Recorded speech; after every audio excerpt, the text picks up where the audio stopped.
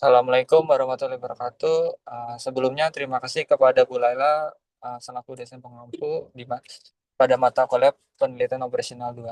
Di sini kami ingin mempresentasikan hasil simulasi teori antrian pada kelompok 5. Next. Berikut adalah anggota kelompoknya, ada Dinda, Maria, ada saya, ada Java, ada Christina. Untuk definisi teori antrian ini merupakan kondisi di mana pelanggan menunggu untuk menerima layanan. Teori antrian ini pertama kali dikembangkan oleh insinyur telekomunikasi Denmark, Egner Krop Erlang. Jadi antrian ini adalah garis tunggu yang memerlukan tingkat pelayanan satu atau lebih dari jenis pelayanan. Di dalam teori antrian terdapat istilah garis tunggu. Kejadian garis tunggu ini timbul disebabkan oleh kebutuhan akan tingkat layanan yang melebihi kemampuan pelayanan atau fasilitasnya, sehingga pelayanan yang tiba selanjutnya tidak segera mendapatkan layanan akibat kesibukan pelayanan. Situasi menunggu juga merupakan bagian dari keadaan yang terjadi dalam rangkaian kegiatan operasional yang bersifat random dalam suatu tingkat fasilitas layanan, karena pelanggan datang dan dengan rentang waktu acak sehingga flow menjadi tidak teratur dan tidak dapat untuk segera dilayani. Selanjutnya, di sini ada data mentah yang kita gunakan dengan jumlah pelanggan yang diamati sebanyak 8, dengan lama observasi sekitar 1 jam 45 menit, dengan rata-rata waktu pelayanan berkisar antara 8,62 menit per pelanggan dengan jumlah server. Berikut merupakan data perhitungannya dengan rata-rata pelanggan ada 8, waktu datang 8:54, lama pemesanannya memiliki rata-rata 5 menit, lama menunggunya dengan 12,25 menit, lama pengambilannya dengan 2,625 menit. Selanjutnya ada studi kasus pada Cafe Nuna, pelanggan datang secara acak untuk memesan makanan dan minuman dengan selang waktu rata-rata waktu pelayanan 8 menit 37 detik. Proses dilakukan oleh 2 server dengan pengamatan 8 pelanggan selama 105 menit.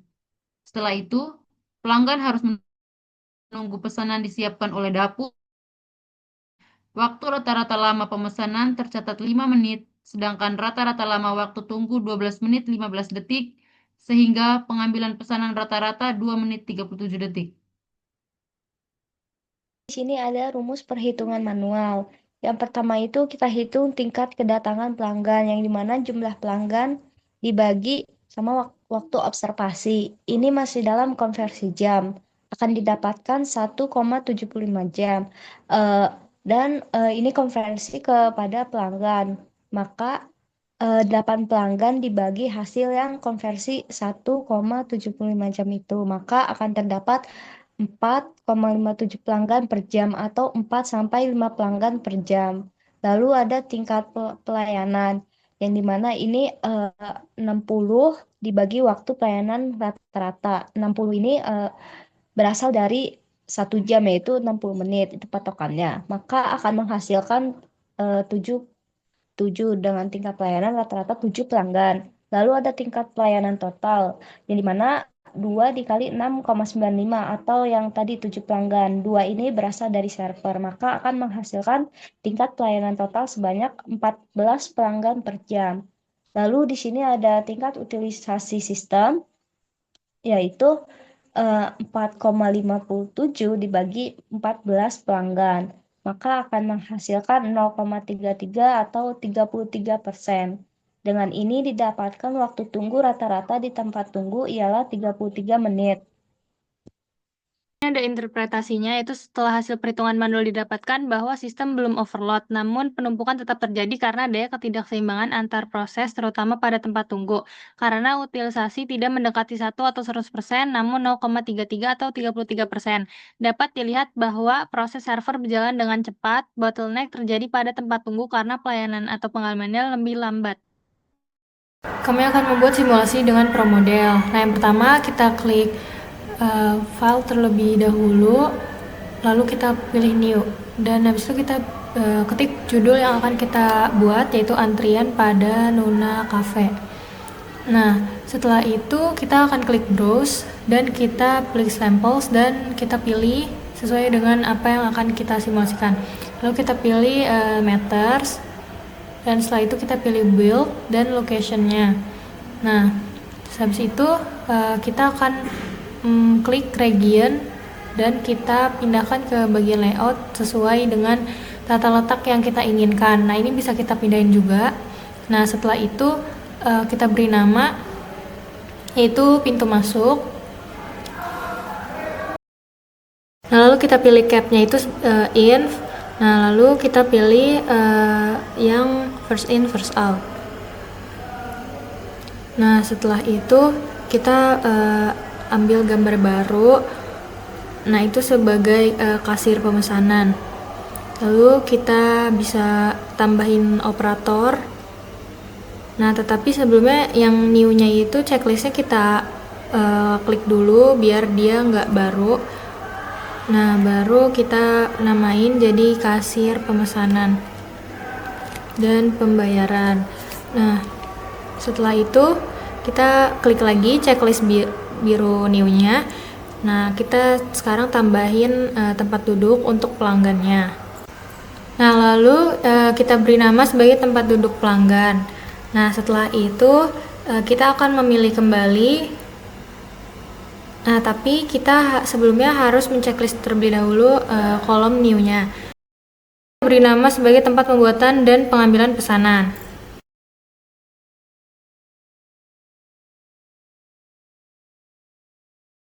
Selanjutnya kita pilih cons dan sambungkan jalur pemesanan dari pintu masuk ke kasir. Dan buat jalur dari kasir ke tempat duduk pelanggan, buat jalur dari tempat tunggu ke tempat pengambilan pemesanan, dan buat jalur dari tempat pengambilan pemesanan ke tempat duduk pelanggan. Setelah itu kita beri nama.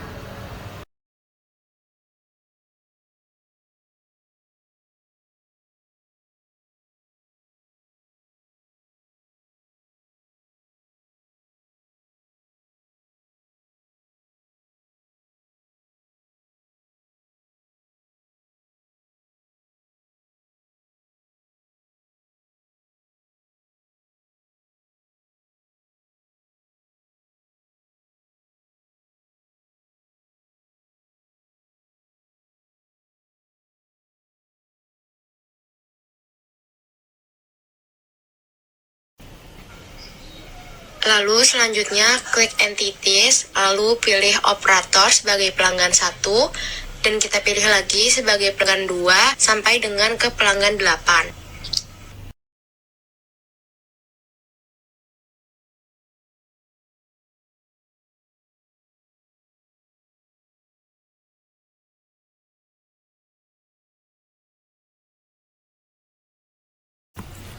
Lalu kita klik arrivals dan kita pilih entity-nya.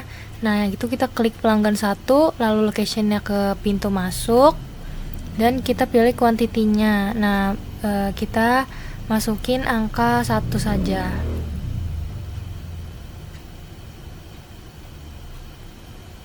Nah, setelah itu kita pilih yang first time-nya itu time only. Kita pilih 0. Lalu occurrence-nya kita pilih inf aja, dan frekuensinya kita masukkan sesuai dengan yang ada di perhitungan. Nah, kita masukkan E, lalu 5, lalu kita klik min. Lalu kita pilih entity pelanggan 1, kita klik location-nya kasir pemesanan dan pembayaran. Nah, lalu selanjutnya kita pilih lagi entitasnya, itu pelanggan 1 lagi. Nah, terus kita pilih location-nya, yaitu tempat duduk pelanggan. Nah, setelah itu kita lanjutkan pelanggan 1, location-nya itu tempat pembuatan dan pengambilan pesanan. Lalu kita lanjutkan lagi pelanggan 1, yaitu location-nya pintu keluar. Nah, lalu yang selanjutnya kita masukkan pelanggan 2, location-nya pintu masuk, dan kita lanjutkan pelanggan ke-8. Selanjutnya kita ke menu proses, kita pilih entitasnya itu pelanggan 1. Nah, setelah itu location-nya kita pilih pintu masuk. Nah, setelah dari pintu masuk kita ke menu routing, yaitu output-nya itu adalah pelanggan 1 Destination-nya itu kita pilih jalur pemesanan.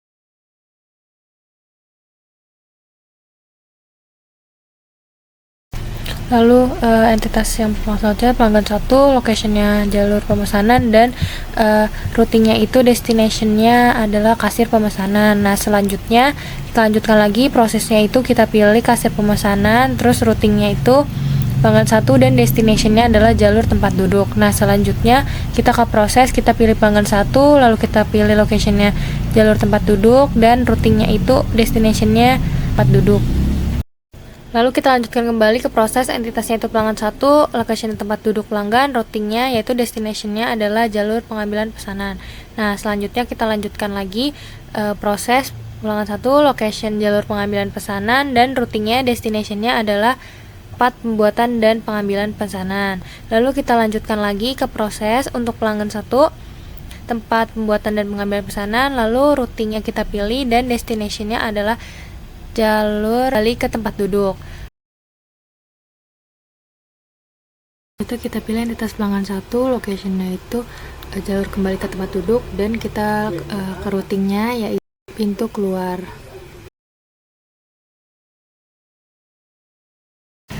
Pada masing-masing routing pintu masuk untuk entitas pelanggan 1 sampai 8, itu move logic-nya kita tambah menjadi move for 5 second.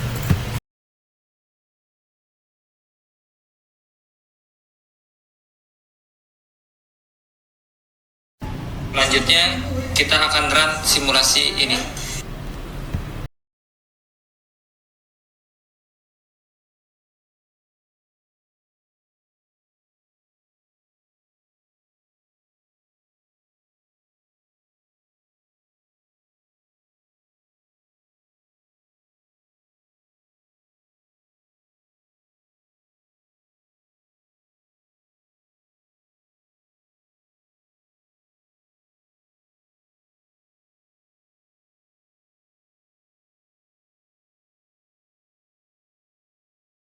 Setelah di-run, ini akan keluar hasil statistiknya.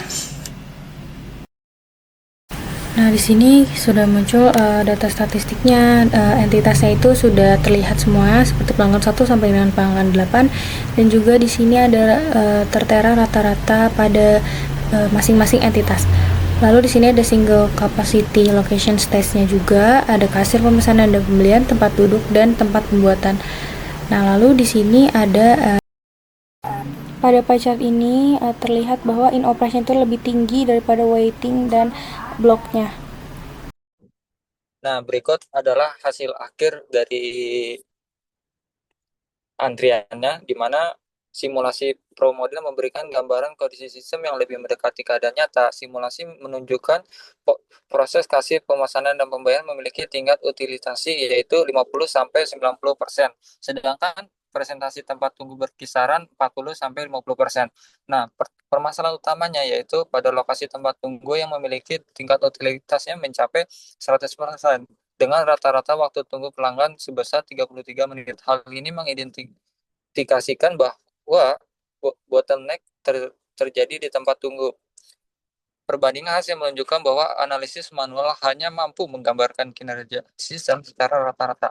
Oleh karena itu, pelaksanaan model per model sangat membantu dan mengidentifikasi titik kemacetan yang tidak terlihat melalui perhitungan manual. Dengan mengkombinasikan kedua pendekatan tersebut, diperoleh pemahaman yang lebih komprehensif bahwa perbaikan sistem antrian sebaiknya difokuskan pada optimisasi tempat tunggu dan proses pengambilan pesanan, bukan hanya pada penambahan kasir. Sekian dari kami, kurang lebihnya mohon maaf. Wassalamualaikum warahmatullahi wabarakatuh.